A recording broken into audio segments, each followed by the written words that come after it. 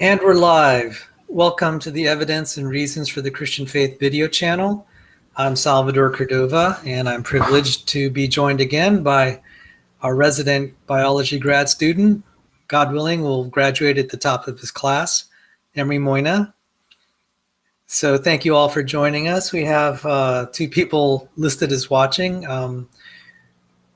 I hope that we haven't bored people to death so badly that they're no longer showing up. Now, someone did allude, and I don't remember who, yesterday, that there is another channel that I run called the Evidence Reasons Academy, specifically organized to deal with technical topics, to teach basic chemistry, biology, physics, and mathematics. And I'm thinking that would be a good place in the future to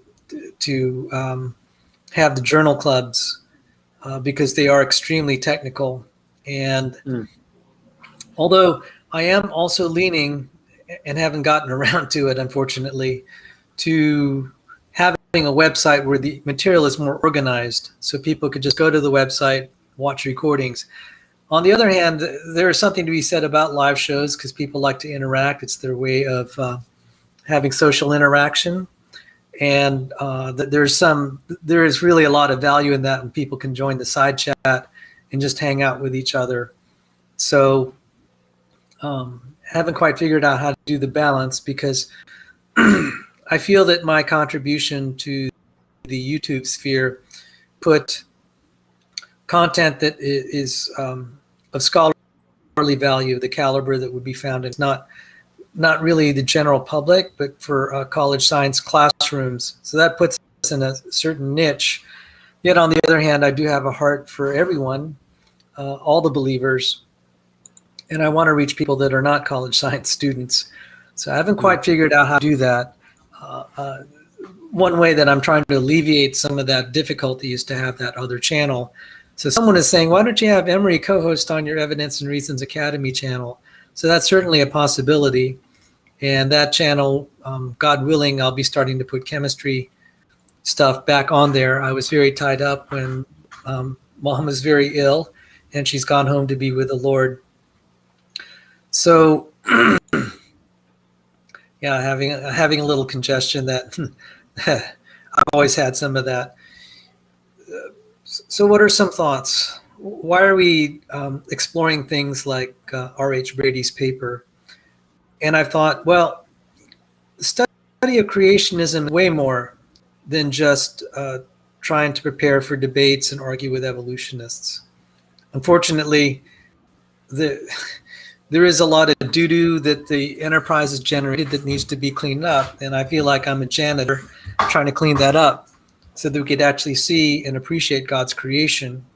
And it says in the Psalms, I'll declare the works of the Lord. And it was striking me. I said, so many times it said that. And so a lot of times we think of the discipline of what we call Christian apologetics as trying to defend the faith and go and debate and engage the other side. But there is a component of just studying the evidence and the works of God and declaring it that is just part of the Christian life. As we study the works of God, we are aware of him. We are aware of his power, majesty, and wisdom. And again, as I often say, the Christian God is hidden in such a way, when you sometimes look in retrospect, he's not really that hidden. But sometimes it's like the saying, seeing they do not see, and hearing they do not hear. Yeah. Oh, go on, Emory. You wanted to say something? No, I just going to say that is 100% how it is sometimes. You can put, with some people, you can put as much evidence out there as you want until you're blue in the face, and they won't even understand it, let alone listen to it. Yes. And so part of our, I feel part of my role is to help people connect dots. As the dots are connected, you will see if God's Spirit is working in your heart. And I can't do what only God can do. Opens and softens hearts. I'm just a messenger providing information and trying to articulate it to the best of my understanding. But this hiddenness of God, he was saying, seek God with all your heart and you'll find him. And it's like, okay, so that implies that you may not have found him. He may not be as obvious to your sense you breathe. You have to seek him. It is the work of God to believe in the Son, Jesus Christ. And it's like, that always struck me. I said, it's work. And I look back at my scientific training. It takes work to come to accept some of the ideas, because some of them are what we would call counterintuitive. But this hiddenness of God, it is one of the mechanisms, and it's not the only reason I think he's chosen to hide himself. Not completely, but sometimes mostly. It is one of the mechanisms he uses to separate those who really want him and those who don't. The ones who really want him will go through the narrow gate and the narrow way, versus those that don't really want him that much. They will enter the gate that is wide and the path that leads to destruction. I know that's a very troubling verse on so many levels, but the kind thing is the Lord has told us that's the way it is. The Christian life is a very high calling. It's very demanding. Yet on the other hand, his yoke is easy. In the ultimate sense, it is easy compared to the suffering that awaits those who do not believe. So the reason we're here is to declare God's works, but unfortunately, evolutionary theory has gotten in the way. And I do hope that as we explore these things, that your relationship with God will increase. That's really the bottom line of why I've studied these things. I found, just like Jesus said, when he's talking about being anxious, he pointed to nature. He pointed out the birds and how God provides for them. And he pointed out the lily of the valley. He said, consider the lily of the valley, how it grows. It neither toils nor spins. Yet I tell you, Solomon in all his glory was not arrayed as one of these. The 21st century, that has way more meaning than probably other millennia. If some of you were privileged to see James Tour's talk, and he's talking about like chiral spins, chiral induced spin select, all the marvels of the cell. And when you hear other biology lectures, you realize there's a mind behind even the lily of the valley that far exceeds anything that all the collective knowledge of humanity can put together. And we can get people to the moon and build supercomputers and all sorts of technologies. We cannot exceed even the smallest things as a lily of the valley, which God has made as a testament to his power and knowledge. So, Emory, do you have any thoughts? I just wanted to say, some of you last night, and even I panicked a little bit when Emory told me his dad was texting him and saying he wanted to call at 11:45 p.m. I was like, oh, Lord. And so I'd like to thank our Lord and Savior for answering the prayer. I just said a quick prayer. Lord, may this not be anything serious. Well, I mean, it's serious enough, but it's not. Nobody's going to die. Nobody's sick. I don't have to, panic drive home or anything. So it's bad enough, but it's not that bad. Yeah, I get what you mean. I was like, okay, I wrote Emory about PM and I didn't hear from him till 8:30. I said, oh Lord, maybe he's driving home now. No, I was actually in the office for work today, which is the first time that's happened in a while. So yeah. We're starting to adjust our way back into pre-COVID ways. But yes, so no, I don't have anything to add to that, Sal. I thought you did a really good job opening that up and explaining what we're here for and what we're gonna talk about. So, all right. So now, I really mean no offense to our philosopher friend Danny or other philosophers, but philosophers have a way of being really, really, really, really verbose. And now RH Brady, I think, is kind of in between. He was verbose, but in a way that was meticulous and informative. And he also had a lot of historical anecdotes. We were going through RH Brady's paper, and a criticism that I have heard is that, oh, Sal's quoting a 1979 paper because, well, he doesn't have anything better. That's false.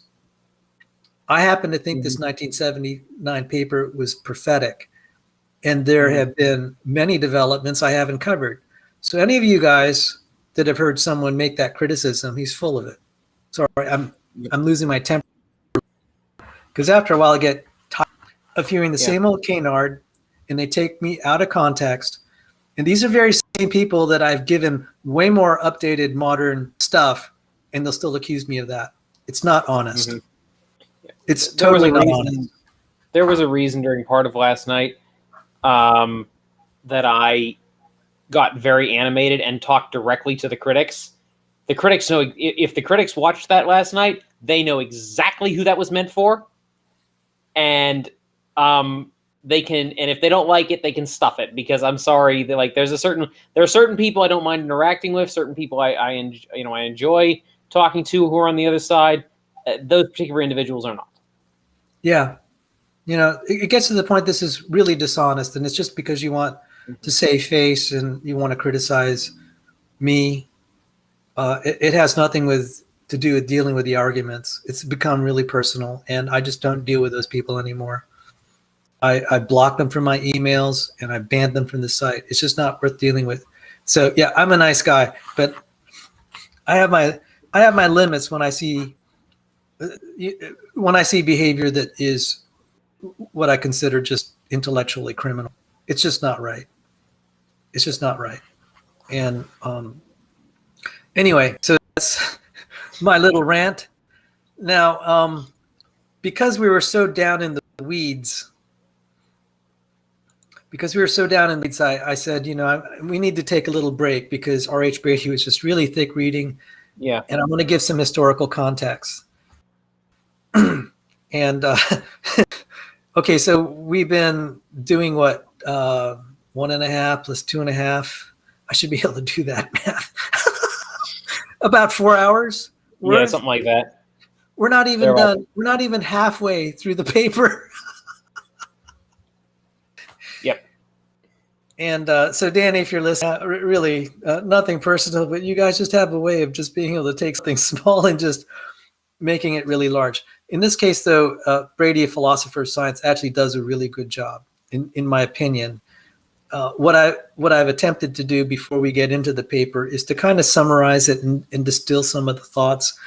And I hope I don't confuse you. And one good thing is Emory is not kind of in my field. So if I say stuff that's confusing, he'll weigh in and say, Sal, can you explain that? Because my field really was physics and engineering. I'm a retread into biology. But the reason I focused on biology is right now, the secular world is handing us design argument on a silver platter. It's just, I'd be sitting through biochemistry class and just praising the Lord. I just wanted to get up and say hallelujah. Of course, I couldn't do that. So let me share my screen, and Emory, if you have some comments, and this will hopefully be a nice segue into part 3. Awesome. So this is a quote from Joe Felsenstein. He is probably the leading living population geneticist on the planet. I've had the privilege of interacting with him. For the most part, the interactions have been cordial, but as my experience has been, when a creationist starts to get better at his craft, you start to be resented.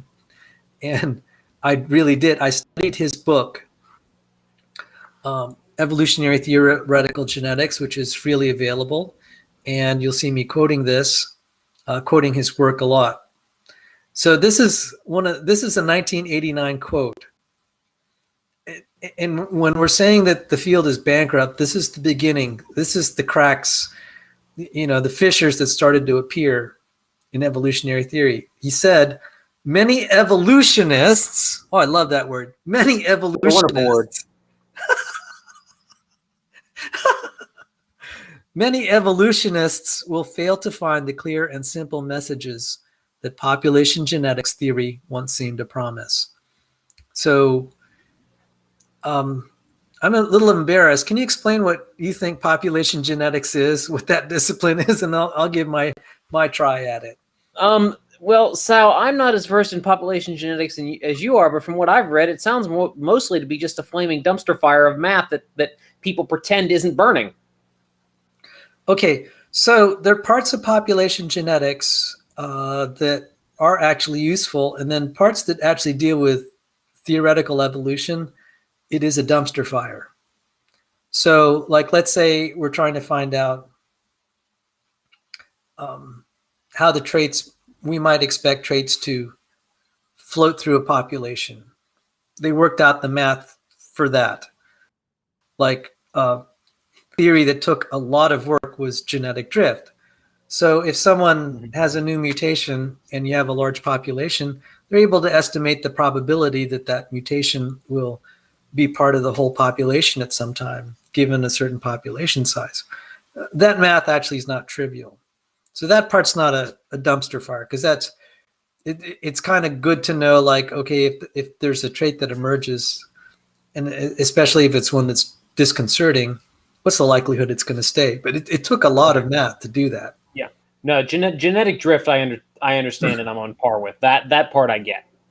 And there are things like there are other things that are not so clear, because we have Mendelian inheritance, and they want to see how that all works out. There are interesting things, and like they did stuff with realizing certain genes are physically linked, linkage, but linkage disequilibrium. Right. So the thing that's a flaming dumpster fire is what Joe Felsenstein said here. Many evolutionists will fail to find the clear and simple messages that population genetics theory once seemed to promise. So it was very powerful in doing certain things, but then the thing that they really wanted it to do, which is to show that evolutionary theory, that that evolution is inevitable, really what I would call the accumulation of complexity. And so I'm opening with that. Everything we're talking about, even though I've been constantly criticized that I'm just going to old things, I'm showing this because the old things, the old comments like this, it's only gotten worse over time.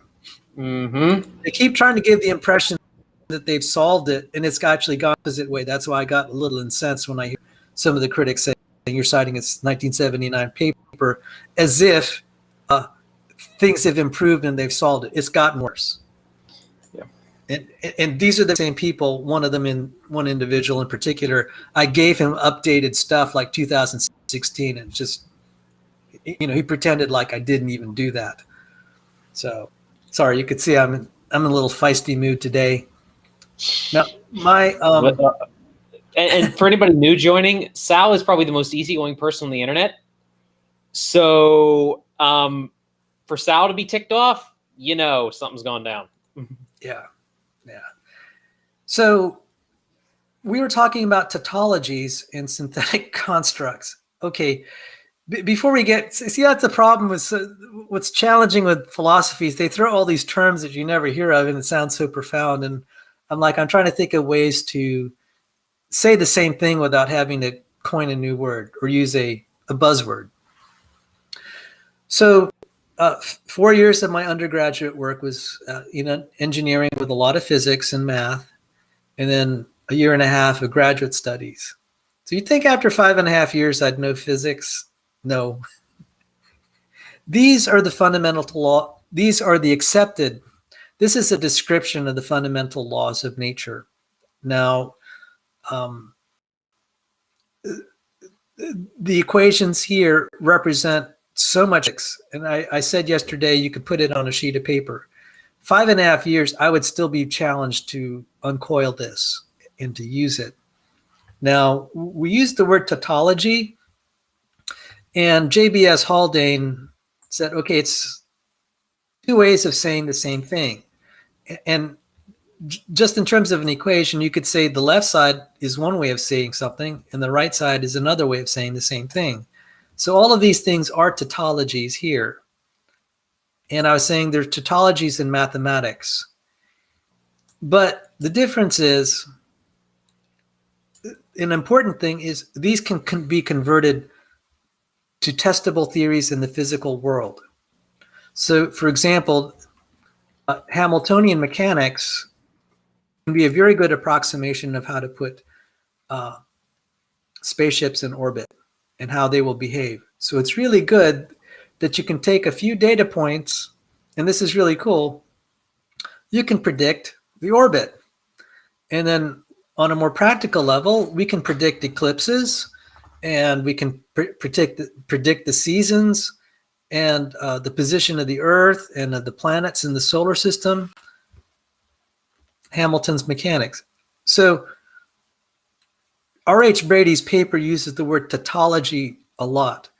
It's not inherently wrong if you can convert it into what they call a synthetic statement, a statement where you can make predictions in the real world. Do you have any questions or comments there? I just wanted to. No, that makes perfect sense.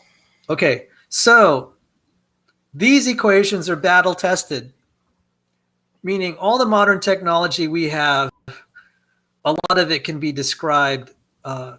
Each of these 5 equations here, mechanics, this is really classical mechanics, electrodynamics, statistical mechanics, quantum mechanics, and general relativity. So much of modern technology rests on these 5 equations. This is real stuff. What the biologists tried to do is to make their own fundamental theorem. And I laugh a little bit because this is the fundamental theorem of natural selection. I call the discrete version, what they call the continuous version's more complicated.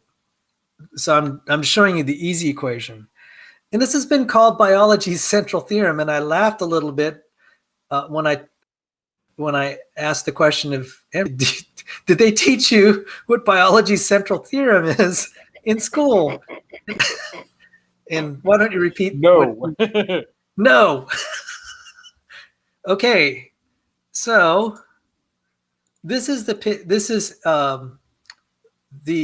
Royal Society, which is one of the most historically eminent scientific organizations, and they've had very distinguished people a part of the Royal Society, such as Ronald Fisher. Mm-hmm.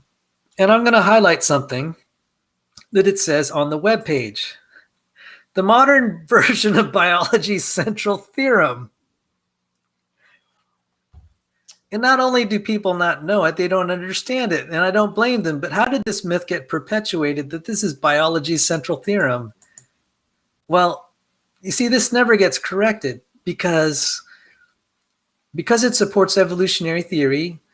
A non-truth gets a free pass if it'll promote the public perception a certain way. I'm sorry, that sounds kind of mean and accusatory, but that's the way it is. Whether it was intended or not, a myth is being passed on to the public. And Richard Dawkins will call this biology's central theorem. All right, so what's the difference? So this tautology is correct mathematically. Can you do anything with it? Can you show that a bacterium is going to evolve into a bird? That was kind of what they were hoping, that this, like the equations of physics, which has brought us so much understanding of technology, that they could do the same in biology. And it doesn't work for a variety of reasons. One of them, I mean, you'll hear this, not to get too technical, but just in passing, I'll say, actually, the laws of physics are not very information rich.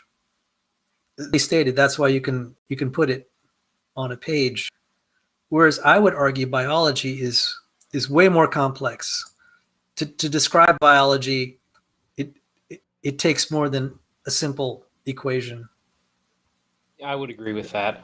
Just my experience with biology, it is very hard to reduce biology down to equations. Correct. Oh, and that's the other thing. You see, physics is very reductionistic. We want to be able to distill important features and reduce it down to the essentials like this, which is actually, some people have said this is evidence of God, and I would actually agree, because it has to be very fine-tuned to do this. There are many ways the laws of physics could have emerged in our universe. It wouldn't have been so nicely compact. This makes the enterprise of science feasible. That we wouldn't be able to do science if physics didn't have these simple forms, and that's what makes it so powerful. But they have tried in vain to do the same in biology, and it's failed. But this myth is still perpetuated even to this day. Biology's central theorem, and biologists are never taught this supposed central theorem. And what's really bad is if we read some of the peer-reviewed literature, they're actually saying it's not. It's not really fundamental at all. I mean, so this is the community collectively talking out of both sides of its mouth. So to put this in context, then, I was talking about how I was disillusioned when I studied this math. I said, okay, it looks like math just like this, but then it can't be applied to the real world in any meaningful way. And that's what I think the heart of what Brady is saying is the theory is not being even tested or formulated to be testable. And I'll add to that now in 2021, to the extent it is subject to testing, it's failing the test. Namely, natural selection devolves a system. It doesn't evolve it in the sense of adding complexity. Genes are lost and destroyed. So yep. I'm just giving a little context, and now I'm thinking it can't be this. I was saying something so big as evolutionary theory and its influence on science and culture, really more influence on culture, the foundations can't be that bad. It can't be that disastrous. It can't be that much of a dumpster fire or a farce. And I'm just like, it can't be that bad. It is. It's worse, actually. It's worse. Mm-hmm. Yep. And you and I kind of came to the same conclusion on this, like independently. We weren't even talking at the time. I don't think we even knew each other at the time, and we both kind of were going to the point like, this doesn't work. This doesn't work. So, and just some pithy quotes. Biologists have offered a staggering number of definitions of fitness. Okay, that's not inherently bad in and of itself, because I began to see, okay, if we were engineers, we would actually have different definitions of fitness for, like we have one definition for what constitutes a fit lawnmower, another one for a car, another one for an airplane, submarine. It's not inherently bad, but they're fighting this thing where they're trying to have just one definition and they can't do it. And that's the consequence of the way biology is actually structured. But at first I was laughing at that. And I was thinking, this is a mess. It is a mess. But we have to try to clean up the mess. That's, I don't want to be just totally critical, because I want to formulate natural selection in a way that it can be tested. Now, I mentioned this yesterday.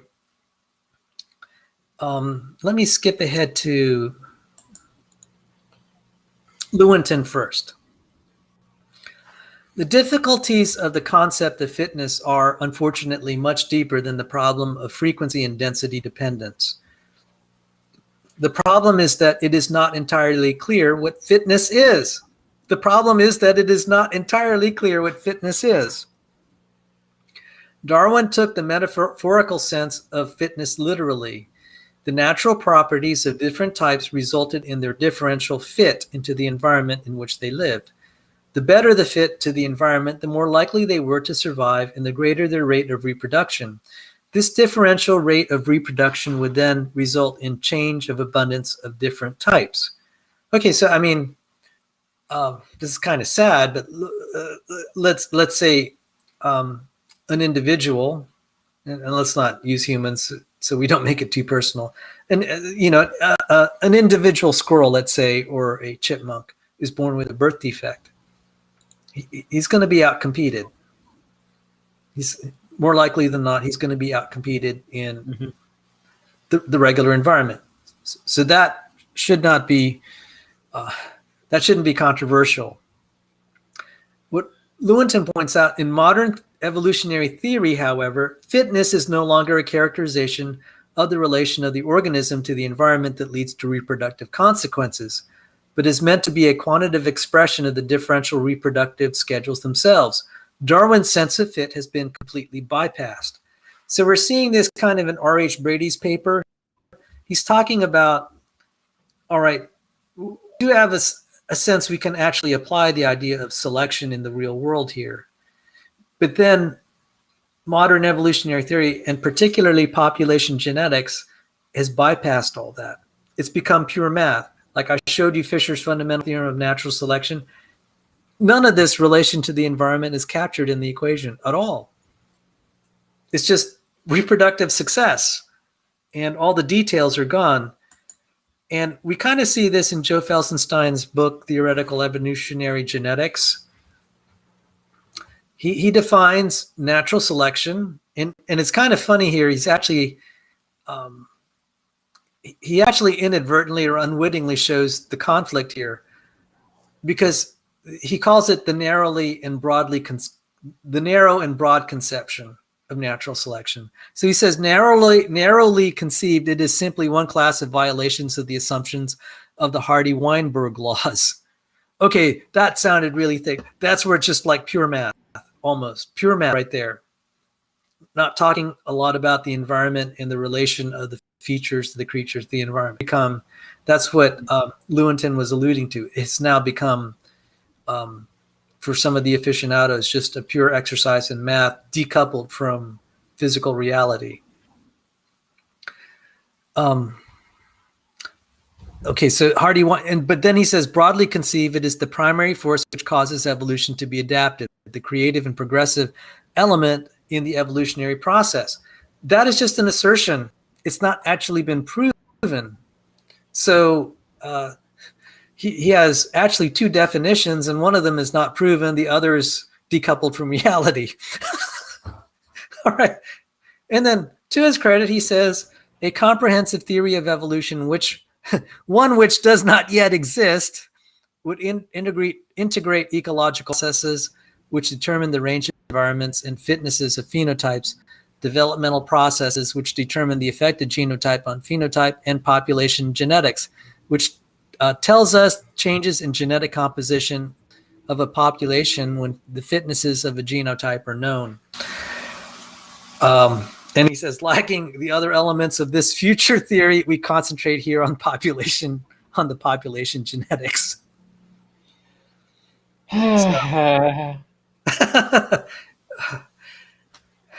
I heard a sigh there, Emory. Yeah, that's just like a facepalm sigh. Like, just like, wow. Well, I'm trying to give you some. I hope this is, first off, I hope this is some material you haven't seen before. I hope it'll be of value to you in the future as you write or compose articles or whatever. Or yeah. So that's part. I actually put this partly together for you, because I know you might be a good consumer of it. So. Do you have any thoughts before we go to RH Brady's paper? So I hope that kind of zoomed out a little bit and maybe kind of. So like, I don't have a problem with them having multiple definitions of fitness, because as I'm discovering as I go through my biology, it's very hard to draw broad brush statements about biology. So yeah, fitness might mean something slightly different in different organisms, but if you're trying to put together a central dogma, you have to have a unifying definition, and they ain't got it. Yeah, they just don't have what they need. I actually think that biology cannot be described in simplistic reductionistic terms. That's just my, because we don't have that in the engineering world. We don't have a unifying definition of what is constitute a functional machine. All right, if I had to say what constitutes a functional machine? Depends on the machine. Yeah, and it depends on so that's if we extend the engineering metaphor to biology, it's going to be the same way. I don't think you can come up with a unifying theory of fitness in terms of function, because we can't do it in the engineering world at all.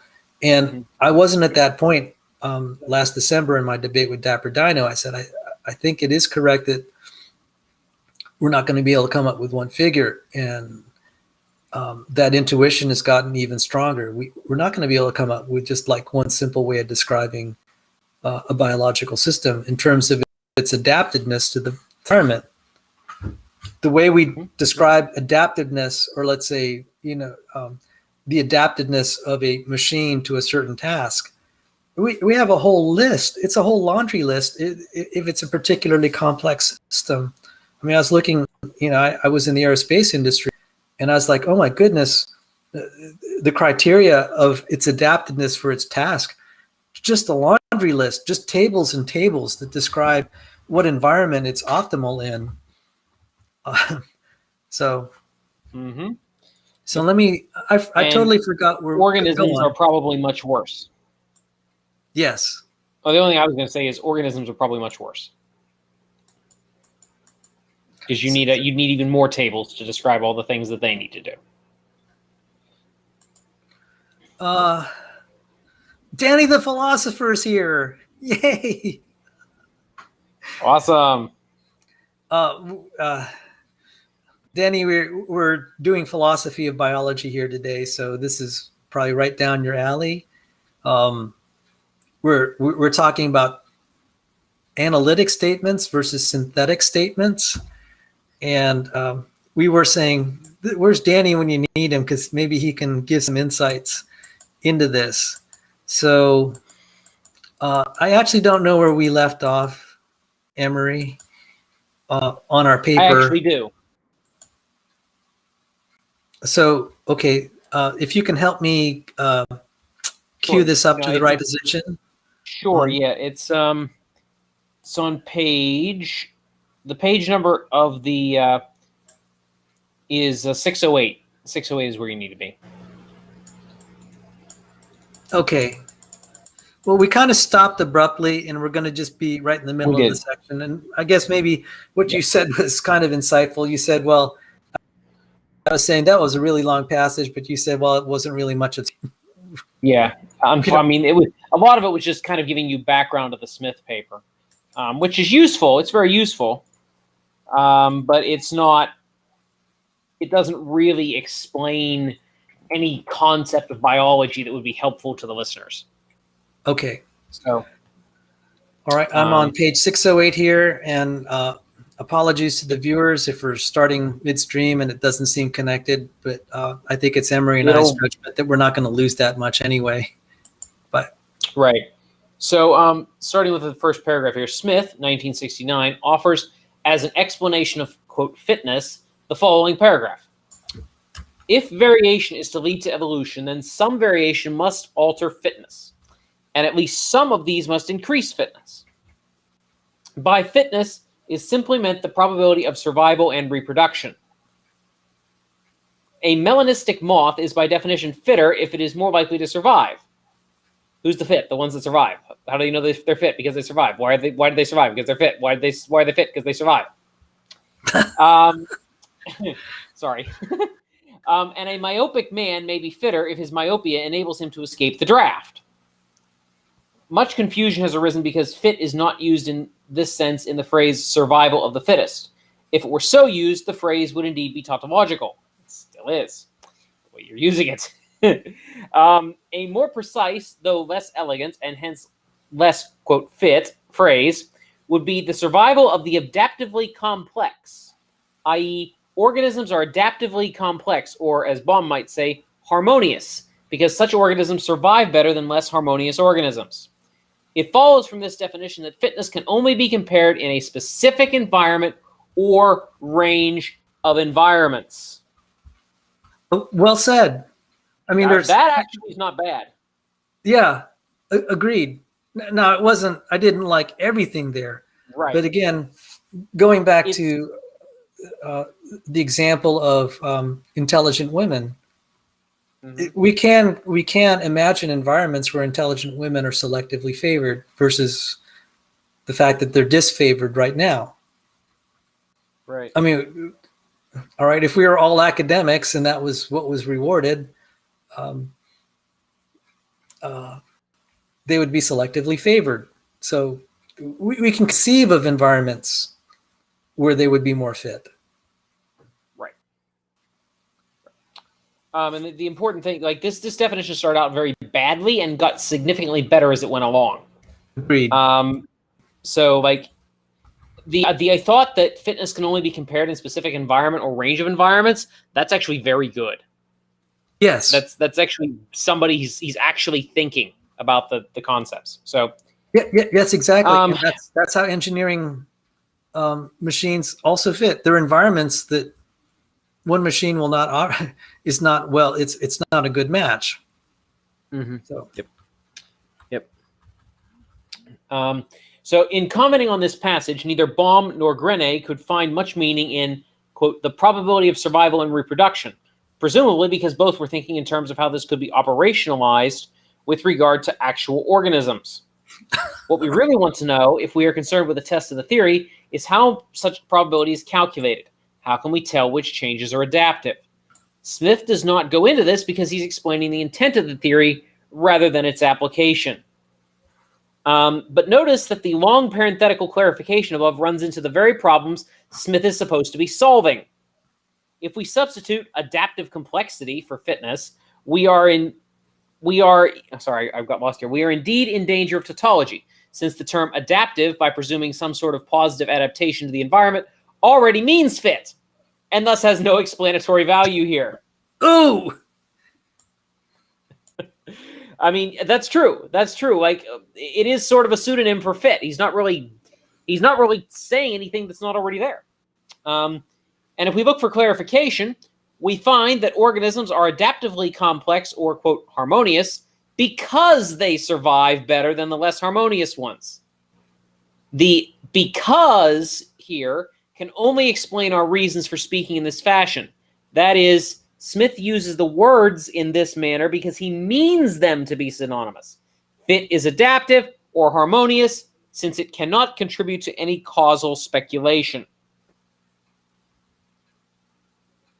Yeah. So basically, Smith has created a new version of the tautology here. The only part that's really good about this, if you want to get into this here, is that the fitness can only be compared in specific environments. Yes, and that is an important improvement. I will grant that. Yes. Now, Brady may not appreciate that, but I think that's really important.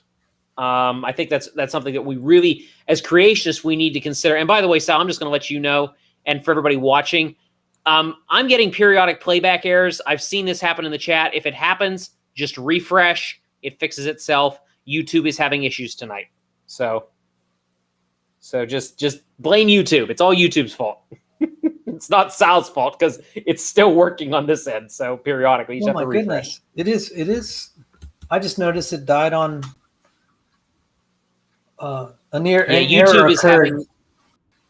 We're being just censored. Refresh it, brings it right back up. I mean, that's possible. But yeah, just if you have issues, guys, just refresh, bring it right back up. It comes right back up. So don't worry about it. So, anyways, picking back up where I was here.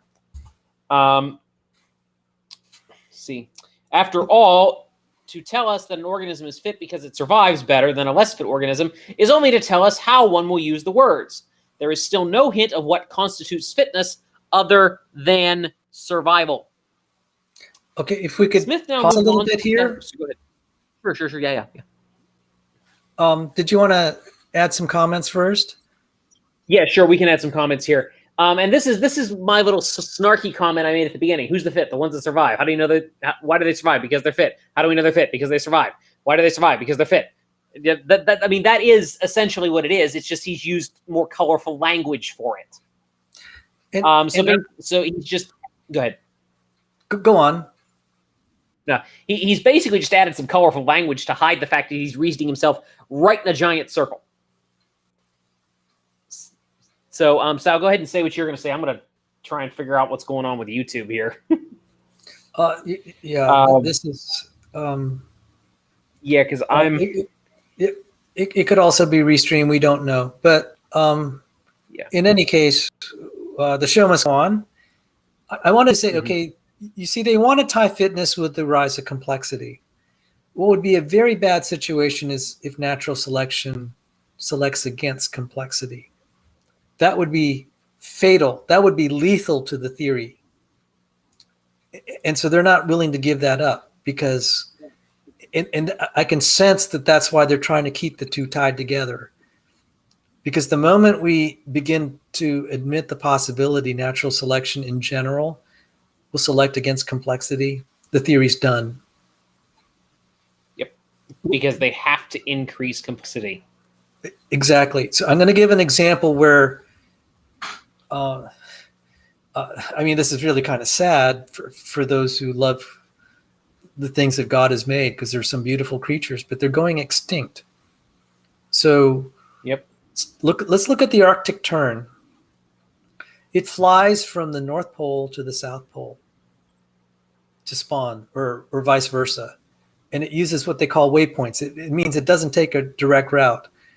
The birds will migrate to a specific location out there in the middle of the ocean. They somehow know the latitude and longitude, and they park there and rest. And then they continue on their journey. Some Arctic terns fly 40,000 miles a year. How is that adaptively? And Paul Nelson, the young Earth creationist, who's really more well-known for intelligent design, he said that's one of his favorite examples of intelligent design. How is that adaptive? And yet what we found about the Arctic tern and other birds is they have magnetic vision. They can actually see magnetic fields. They use quantum spin chemistry that we cannot do. Marcos Eberlin, who's one of the top chemists, he's kind of like the James Tour of Brazil. He had like 200 PhD students. Okay, so the guy's really bright and accomplished. 200 PhD students by age 55 that he was training in chemistry. So the guy's top notch. He pointed out research in this field has shown that even our best chemists cannot put chemicals in that quantum state for as long and as well as it's done in the bird. And that's an example of complexity that exceeds what we can do. And yet it's like, how is this fit compared to other species of birds? I mean, 40,000 miles flying around, that's a huge metabolic investment. In parallel to this is the monarch butterfly that also has these long migration journeys, and that makes it really vulnerable. What is natural selection telling us about these creatures? Sadly, they're being selected against. And then birds in general, and then anything complex animals.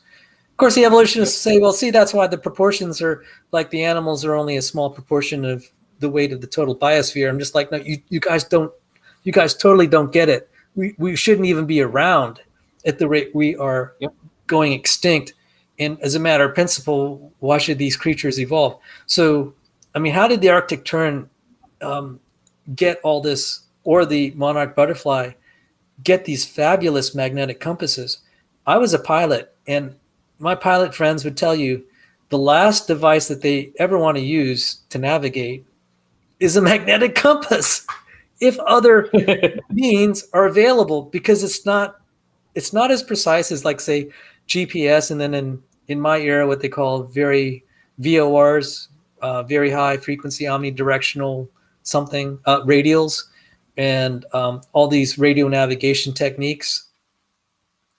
So this is an example where we have complexity that's selected against. The theory cannot handle that. It cannot even describe it. See, we can describe it in terms of engineering, but then it's decoupled from natural selection. They want to tie the two together in order to make the theory work. So I can see why this is going where it is going. Oh boy! Apologies to the viewers for all the. Yeah, I don't know what's. I will tell you, there's Sal, been do some you want funny to? behavior on my channel, so I don't know where this is. Sal, do you Might have want to to? go Do you back want to to call recorded. it and try and restart it? Well,